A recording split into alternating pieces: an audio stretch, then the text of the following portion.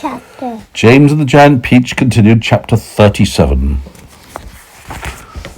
James Henry Trotter and his companions crouched close together on top of the peach as the night began closing in around them. Clouds like mountains towered high above their heads on all sides, mysterious, menacing, overwhelming.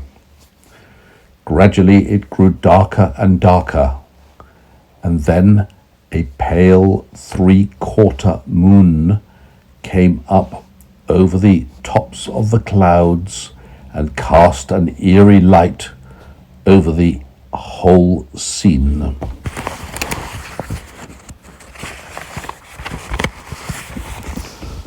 The giant peach swayed gently from side to side as it floated along, and the hundreds of silky white strings going upward from its stem were beautiful in the moonlight. So also was the great flock of seagulls overhead. There was not a sound anywhere. Travelling upon the peach was not in the least like travelling in an aeroplane. The aeroplane comes clattering and roaring through the sky, and whatever might be lurking secretly up there in the great cloud mountains goes running for cover at its approach. That is why people who travel in aeroplanes never see anything. But the peach, yes, the peach was a soft, stealthy traveller, making no noise at all as it floated along. And several times during that long, silent night ride, high up over the middle of the ocean in the moonlight, James and his friends saw things that no one had ever seen before. Once, as they drifted silently past a massive white cloud, they saw on top of it a group of strange, tall, wispy-looking things that were about twice the height of ordinary men. They were not easy to see at first because they were almost as white as the cloud itself. But as the peach sailed closer, it became obvious that these things were actually living creatures.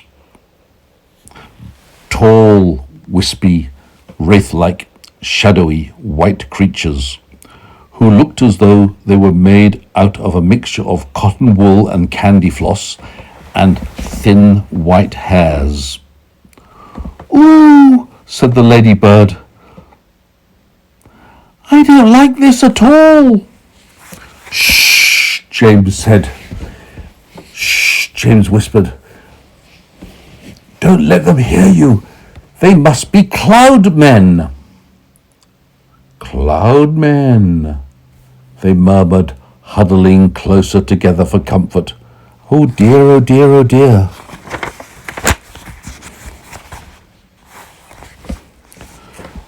"I'm glad I'm blind and can't see them," the earthworm said, "or I would probably scream." "I hope they don't turn round and see us," Miss Spider stammered. "Do you think they would eat us?" the earthworm asked. "They would eat you," the centipede answered, grinning. "They would cut you up like a salami and eat you in thin slices." The poor earthworm began to shiver all over, quivering with fright. "But what are they doing?" the old green grasshopper whispered. I don't know," James answered softly. "Let's watch and see." The cloud men were all standing in a group, and they were doing something peculiar with their hands. First, they would reach out, all of them at once, and grab handfuls of cloud. Then they would roll these handfuls of cloud in their fingers until they turned into what looked like white marbles. Then they would toss the marbles to one side and quickly grab more bits of cloud and start over again. It was very silent and mysterious. The pile of marbles beside them kept growing larger and larger. Soon there was a truckload of them. There's the marbles. Soon there was a truckload of them.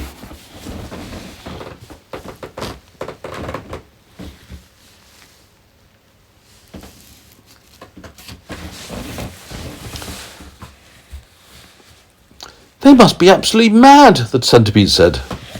There's nothing to be afraid of here. Be quiet, you pest, the earthworm whispered. We shall all be eaten if they see us. But the cloud men were much too busy with what they were doing to have noticed the great peach floating silently up beside them.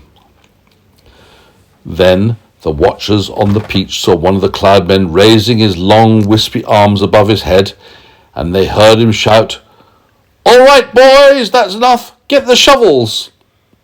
I wonder what they can do. And all the cloud men immediately let out a strange, high-pitched whoop of joy, whoo, and started jumping up and down and waving their arms in the air.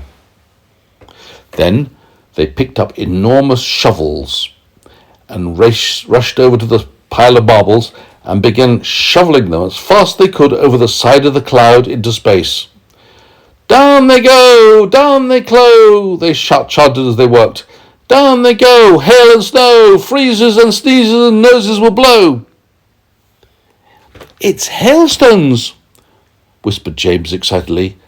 They've been making hailstones, and now they're showering them down onto the people in the world below. Hailstones, the centipede said. That's ridiculous. This is summertime. You don't have hailstones in summertime. They're practicing for the winter, James told him. I don't believe it, shouted the centipede, raising his voice. Shh, the others whispered. And James said softly, For heaven's sake, centipede, don't make so much noise. Shh, the others whispered.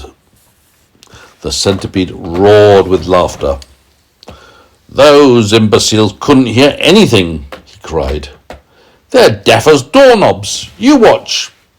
And before anyone could stop him, he had cupped his front feet to his mouth and was yelling at the cloudmen as loud as he could. Idiots! Idiots! He yelled. Nincompoops! Nincompoops! Halfwits! Blunderheads! Asses! Asses! What on earth do you think you're doing over there? The effect was immediate. The cloudmen jumped round as if they had been stung by wasps, and when they saw the great golden peach floating past them not 50 yards away in the sky, they gave a yelp of surprise and dropped their shovels to the ground. And there they stood with moonlight streaming down all over them, absolutely motionless, like a group of tall, white, hairy statues, staring and staring at the giant fruit as it went sailing by. The gigantic fruit. The passengers on the peach, all except Centipede, sat frozen with terror, looking back at the cloudmen and wondering what was going to happen next. Now you've done it, you loathsome pest, whispered the earthworm to the centipede. I'm not frightened of them, shouted the centipede, and to show everybody once again that he wasn't, he stood up on his full height and started dancing about and making insulting signs at the cloudmen with his all 47 legs of his. All 42 legs of his, I beg your pardon. This evidently infuriated the cloudmen. Do you know what infuriated means? They got angrier and angrier. Why? Because the centipede's making bad signs at them. This, no doubt, infuriated the Cloudmen beyond belief. All at once they spun round and grabbed great handfuls of hailstones and rushed to the edge of the cloud and started throwing them at the Peach, shrieking with fury all the time. "Look out!" cried James. "Quick, lie down! Lie down, fly flat on the deck!" It was lucky they did. A large hailstone can hurt you as much as a rock or a lump of lead if it is thrown hard enough. And my goodness, how those Cloudmen could throw. The hailstones came whizzing through the air like bullets through a machine gun. And James could hear them smashing at the sides of the Peach and burying themselves in the peach flesh, and with horrible squelching noises, plop, plop, plop. And then ping, ping, ping, as they bounced off the poor ladybird's shell, because she couldn't lie as flat as the others. And then crack, as one of them hit Centipede right on the nose. Crack! Again, as soon as another one hit him somewhere else. "Ow!" he cried. "Ow! Stop, stop, stop!" But the Cloudmen had no intention of stopping. James could see them rushing about on the cloud like a lot of hairy ghosts, picking up hailstones from a pile, dashing to the front of the cloud at the edge, and hurling the hailstones at the Peach, dashing back again to get more, and then, when the pile of stones was gone, they simply grabbed handfuls of cloud and made as many more of them as they wanted. And those were much bigger ones now, some of them as large as cannonballs. "Quickly!" cried James. "Down the tunnel, or we'll all be wiped out!" There was a rush for the tunnel entrance.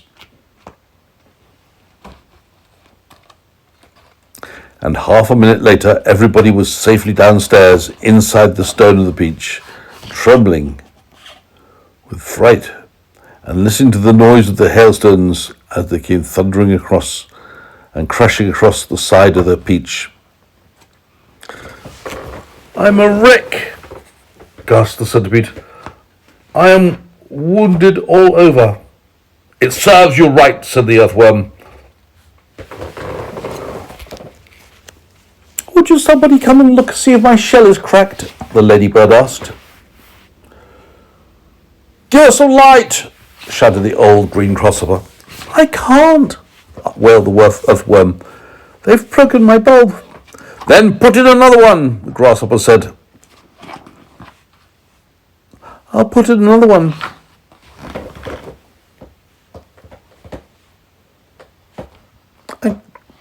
"Give some light," shouted the old green grasshopper. "I can't," replied the Earthworm. "They've broken my light. They've broken my bulb." "Then put in another one," the Centipede said. "Be quiet for a moment," said James. "Listen, I do believe they're not hitting us anymore." They all stopped and reflected.